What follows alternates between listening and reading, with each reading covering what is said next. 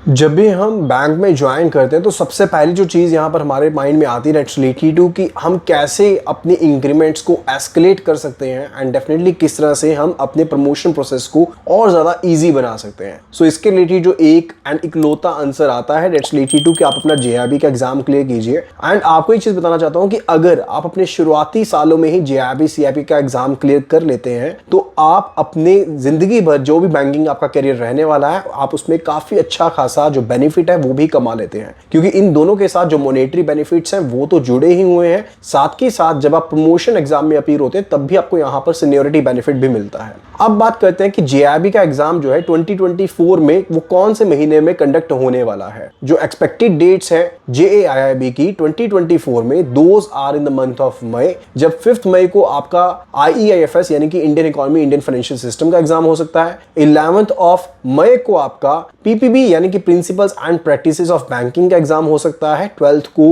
AFM यानी कि accounting and financial management for bankers का एग्जाम एंड 19th को retail banking and wealth management का एग्जाम आपका कंडक्ट किया जा सकता है IIBF के द्वारा। अभी ये डेट्स हम आपको सिर्फ और सिर्फ अंदाजे के थ्रू बता रहे हैं, लेकिन मोस्ट एक्सपेक्टेड डेट्स यहां पर यही रहने वाली हैं एंड आपको उसी के हिसाब से अपनी प्रिपरेशन को स्टार्ट भी कर देना है। अगर आज की डेट से भी हम टाइम लगा करके चलते हैं तो लगभग हमारे पास 6 से 7 महीने बनते हैं जिनके बीच में हमने अपने एग्जाम की प्रिपरेशन करनी है। अब 4 एग्जाम है, आप चारों एग्जाम्स को अच्छे से कवर करना चाहते हो तो आपको डेली बेसिस के ऊपर सिर्फ और सिर्फ 1 to 2 आवर्स अपने डिवोट करने हैं। एंड अगर आप हफ्ते में 3 से 4 दिन भी इतना टाइम डिवोट करते हैं तो वो मोर देन सफिशिएंट होने वाला है। And let me assure you one thing कि आप अपना एग्जाम पहली बार में क्लियर कर पाएंगे। अब जब हम JIB की प्रिपरेशन की बात करते हैं तो सबसे पहले बात आती है AFM यानी कि अकाउंटिंग की प्रिपरेशन के बारे में, क्योंकि जो नॉन कॉमर्स बैकग्राउंड से स्टूडेंट्स हैं उनको काफी ज्यादा डिफिकल्टी आती है इन एग्जाम्स की प्रिपरेशन के लिए। तो आपको एक चीज गाइड करने वाला हूं यहां पर कि नो डाउट कि AFM का एग्जाम आपको डिफिकल्ट लगने वाला है, थोड़ा सा डिफिकल्ट लगेगा, रीजन मीन क्योंकि कोई नई चीज है। लेकिन अगर आप नई चीज को बेसिक्स के साथ सीखते हैं तो आपको काफी ज्यादा ये इंटरेस्टिंग भी लगेगी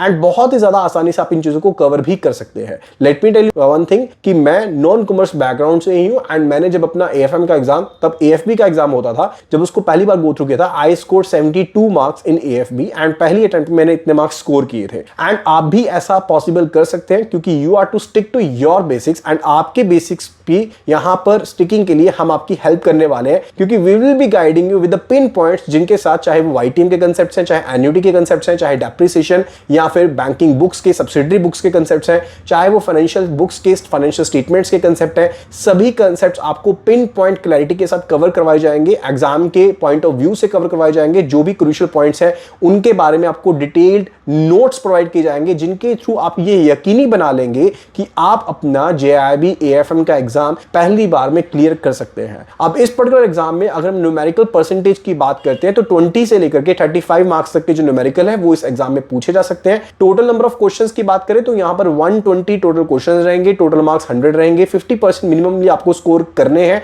but our target would be related to 70 marks. तो 70 मार्क्स को स्कोर करने के लिए आपको एक स्ट्रेटेजी के साथ चलना पड़ेगा दैट्स रिलेटेड टू कि कौन से इंपॉर्टेंट मॉड्यूल्स हैं, कब इसकी प्रिपरेशन स्टार्ट करनी चाहिए। तो इसका सबसे पहला आंसर है कि AFM की प्रिपरेशन हम सबसे पहले करके चलेंगे। रीजन ये रहता है क्योंकि थ्योरेटिकल सब्जेक्ट को आप फिर भी भूल जाते हैं, लेकिन अगर कंसेप्चुअल चीज है तो आप एक बार याद कर लीजिए, उसके बाद आपको कभी भी वो चीज नहीं भूलती है। तो AFM एक कंसेप्चुअल सब्जेक्ट है तो आपको AFM का सब्जेक्ट सबसे पहले ही गो थ्रू करना है एंड इसके लिए जो सबसे इंपॉर्टेंट मॉड्यूल्स हैं उसके बारे में मैं आपको बताने वाला हूं। तो मॉड्यूल C जो है AFM का वो सबसे ज्यादा इंपॉर्टेंट मॉड्यूल है एंड इसमें जो सबसे ज्यादा इंपॉर्टेंट कंसेप्ट्स आपको कवर करने that's related to YTM that is yield to maturity, financial management, ratio analysis, foreign exchange arithmetic, annuities and interest. ये काफी ज्यादा इंपॉर्टेंट चैप्टर्स हैं यहां पर मॉड्यूल C में से एंड दैट्स मेक इट कि मॉड्यूल C सबसे ज्यादा इंपॉर्टेंट मॉड्यूल है in case of AFM।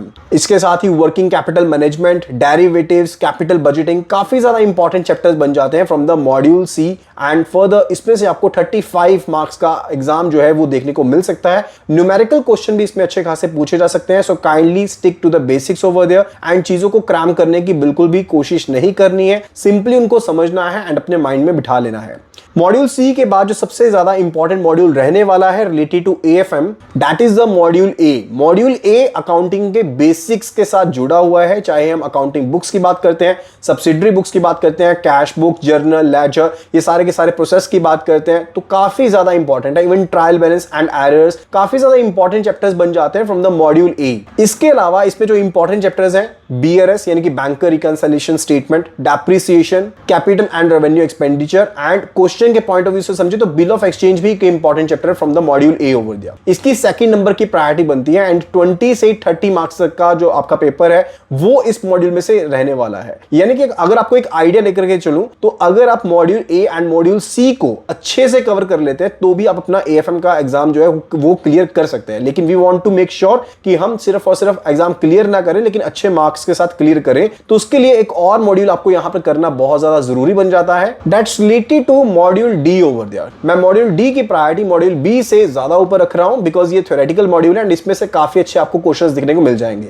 So taxation से रिलेटेड कांसेप्ट्स, जीएसटी से रिलेटेड कांसेप्ट, कॉस्टिंग से रिलेटेड कांसेप्ट्स, क्योंकि कॉस्टिंग का जो मेथड है वो इस बार पहले अभी ऐड किया गया है तो काफी ज्यादा इंपॉर्टेंट है उस एस्पेक्ट के साथ भी। So whether it's related to standard costing और it's related to marginal costing और बजटरी कंट्रोल, काफी इंपॉर्टेंट चैप्टर्स हैं फ्रॉम द मॉड्यूल डी। अगर मॉड्यूल्स बी में से अगर आपको कुछ एक इंपॉर्टेंट चैप्टर्स कवर करने ही हैं तो उस पर्टिकुलर केस में balance sheet equation, preparation of final accounts जिसमें balance sheet, profit and loss account, सभी चीजें आ जाएंगी, आप उनको कवर कर लीजिए। कंपनी अकाउंट्स के केस में थ्योरेटिकल पार्ट को कवर कर लीजिए related to the concepts of company, जैसे कि एमओए यानी कि memorandum of association, articles of association, या फिर जो डिफरेंट टाइप्स ऑफ शेयर्स हैं, preference shares, equity etcetera, authorised capital, जो भी इसके साथ रिलेटेड कांसेप्ट्स आप उनको कवर कर लीजिए। बहुत ज्यादा सफिशिएंट रहने वाला है इतनी चीजों को करने के लिए। अभी बात आती है कि आपको कितना टाइम चाहिए एक्चुअल में। अगर आप सीरियस होकर के अगर एएफएम की प्रिपरेशन करते हैं तो आप मात्र सिर्फ और सिर्फ 15 दिन में एएफएम की पूरी अपनी प्रिपरेशन कर सकते हैं। उसके लिए आपको कम से कम 2 आवर्स डेली बेसिस पर डिवोट करने पड़ेंगे एंड आपका एएफएम का पूरा सिलेबस यहां पर कवर हो जाएगा।